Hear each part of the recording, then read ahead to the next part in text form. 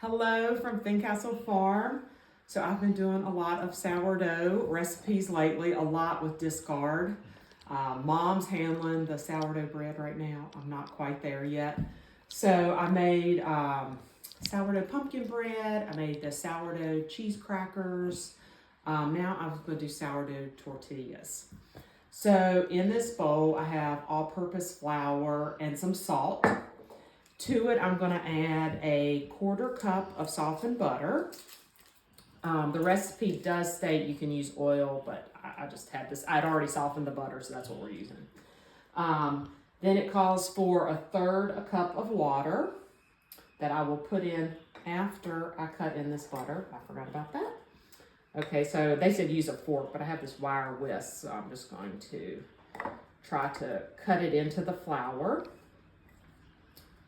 So this is, what I'm doing. Every now and then it kind of sticks and I just have to unstick it. So you're just going to work this until it's into some clumps.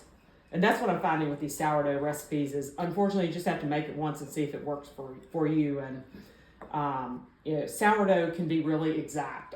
Most people weigh their ingredients when they do sourdough, but I'm not there yet. Everything's turned out good for me without weighing, so I'm still in not weighing mode until I really mess something up. But so far so good. I haven't had any problems. And as a tip, my sourdough that I keep on the counter, our house is very cold, so it wasn't doing great. And I had a seed starting mat that warms the seeds when I'm trying to get the plants to come up.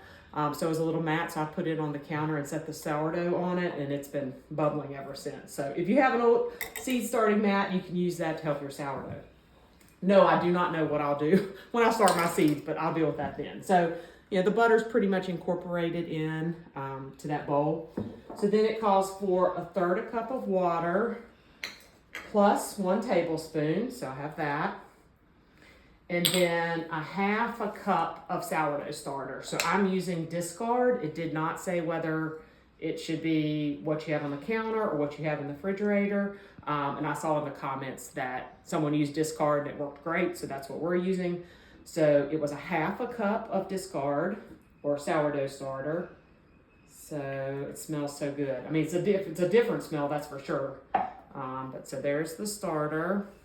And so I'm going to pour that in there. And then we're going to give that a stir.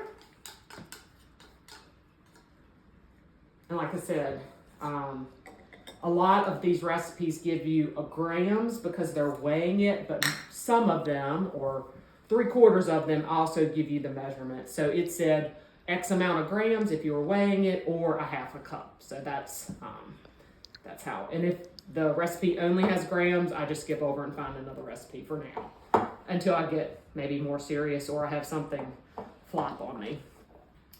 So all I'm going to do is mix this up, and if doesn't make a good ball, I'll use my hands to make it into a ball, and then get it into one large ball, and then I'm going to separate it into 6 smaller balls if I want like a burrito size tortilla, or 12 for the kind of smaller tortillas. So that's what I'm going to do. After you make it into balls, we kind of let it sit for a little while, about 2 hours, and then we'll fry them up. I'll let you know what it looks like.